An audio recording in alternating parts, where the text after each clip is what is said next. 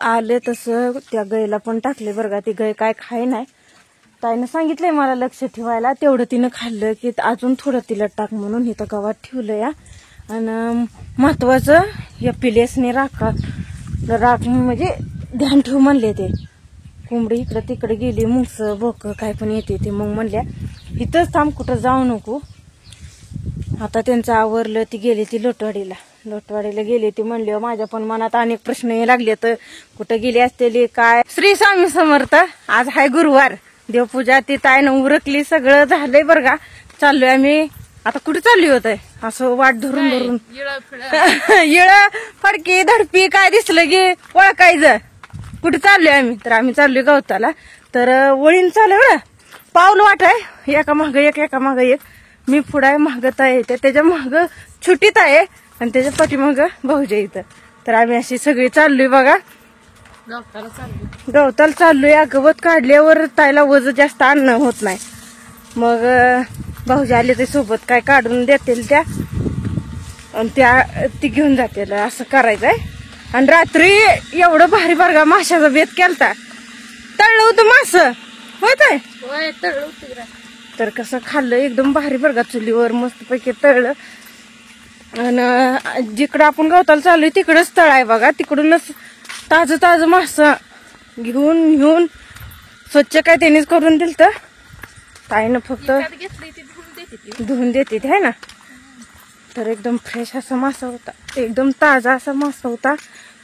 भारी वाटलं बरं का. खायला चव पण राहते ना. उगाच काहीतरी बर्फातला मासा ती त्याची चव राहत नाही. ताजं केलंय कशाला. तर तुम्ही म्हणताल श्री स्वामी समर्थ म्हणते आणि चालू केले, पण आम्ही रात्री काय घडलं होतं ते तुम्हाला सांगितलं. आज काही वशाटाचं नाव नाही, कारण आज गुरुवार पण आहे आणि झालं आज शेवट. म्हणजे आज पण अमावस्या आहे. मार्गशीर्ष महिन्यात म्हणजे चालूच झाला महिना आता गुरुवार आणि दुपारपासून. आणि ताई चालले त्या लोटवाडीला. तुम्हाला तर माहितच आहे. लोटवाडीला चालले त्या, कशासाठी चालले त्या, काय चालले त्या हे त्यांनी पण मला शेअर केलं नाही बरं का. पण जाणार आहे ते एवढं मला माहित झालं या.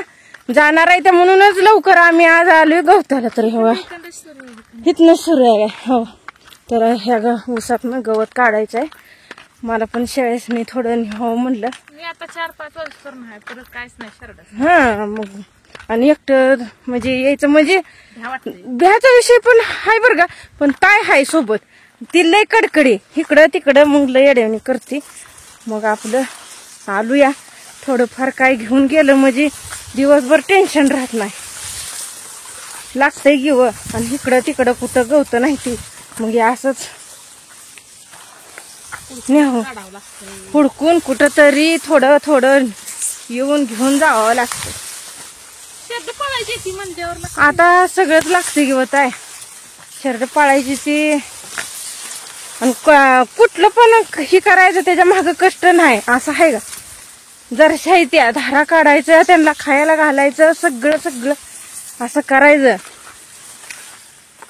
म्हणल्यावर. आणि गावाकडचं वातावरण आहे मित्रांनो. शेळ्यासनी गवत तर म्हणलं तर येलतार अशी लय बरीच नाव आहे ती बरं का. काय झाडपाला असेल ती हिरीवर मोठी अशी झाडं असते ती. मग तिथं उंबराचं ती काय बघा इथं चांगलं गवत आहे. तर मी कशासाठी त्यांना सांगितलं, त्यांना जी रेडीला त्या बारक्या ती न्यायचं आहे. शेळ्या तशी गवत खात नाही का, त्यामुळे मी त्यांना ती सांगितली. तर ताई नसल्यामुळे परत एकटं दुसरं येणं होत नाही म्हणून आलोय बघा आम्ही. आवाला चिराल तिला नको तिथं. ताईला येऊ नको म्हणलं, सोबत आली आत्यापुशी जाऊन बस म्हणली. पण आम्ही तिघं निघाल्यामुळं तिनं पण थांबली नाही घरी. मला पण यायचंय म्हणून आली या. आली पायात चप्पल नाही. आता आतमध्ये आणू का बाहेरच राहू दे ताईला भाऊजी विचारते आता या. तर या अशी ताई कडकडे बघा. तर त्याला तुम्हाला दाखवते हिरीवर पण. आता हिर राहिली तिकडं. तर हिरी पशी बघा झाडपाला ती आहे. आता मी काढायचं गवत म्हणजे थोडं येलतारच काढावं लागणार आहे. अशा ठिकाणी कसं आहे माहिती आहे का, भाज्या पण असते त्या. मग माटाची म्हणा चिगळाची म्हणा. तर इकडं हाय गावात थोडं ताय राहिल्या पाठीमाग. बहुतेक ताईला घेऊन येते त्या काय घे ताय इकडं हाय गे गावात. तर या म्हणलं इकडंच. आता कसं माहितीये का गवत काय एका ठिकाणी नसतं. ज्यावेळेस आपल्याला इकडं तिकडं बघून काढावं लागणार आहे. इकडं हाय का गवत. तर आलो बघा घरी गवत घेऊन आले तसं त्या गाईला पण टाकले बरं का. ती गाय काय खाय नाही. ताईनं सांगितलंय मला लक्ष ठेवायला. तेवढं तिनं खाल्लं की अजून थोडं तिला टाक म्हणून इथं गावात ठेवलं या. आणि महत्वाचं या पिलेसने राख म्हणजे ध्यान ठेवू म्हणले. ते कोंबडी इकडं तिकडे गेली मुंगस बोक काय पण येते ते. मग म्हणल्या इथंच थांब कुठं जाऊ नको. आता त्यांचं आवरलं. ती गेली ती लोटवाडीला गेली ती. म्हणली माझ्या पण मनात अनेक प्रश्न हे लागले. तर कुठं गेली असतेली काय. लय दिवसातनं ताई गेले त्या बरं का लोटवाडीला. लय दिवस म्हणलं तर जात होती बरं का. पण भाऊजी तर जायचं हिने तर जायचं देवाला जाऊन पाया पडून. एक तर हाय आमुष्याला आमच्यात सगळीजण बरं का लोटवाडीच्या मसोबाला जाते ती. मग आज ताई पण गेले त्या. जातो म्हणल्या मी जाऊन येते तू थांब घरी लक्ष दे म्हणल्या. इकडं तिकडं कोंबडी कडती लक्ष दे म्हणल्यावर जावं म्हणलं माझी मी सगळं बघते काय असेल ते. गेले त्या म्हणल्यावर आपण पण हे करून जमत नाही. व मी माहेरला गेली ना ताई ना सगळं असं व्यवस्थित. आणि आमच्यात कसं माहितीये का आता चेष्टा मस्करी थोडी एवढी तेवढी राहतीच की. व मग ताई पण म्हणत होत्या जरी काय बोललं तर लय मनाला लावून घे जाऊन. मी म्हणले गे कशाला मी मनाला लावून घेते या. तर ज्यावेळेस मासं तळाय चालू होतं ह्या चुलीवर तर मी आलतीच की.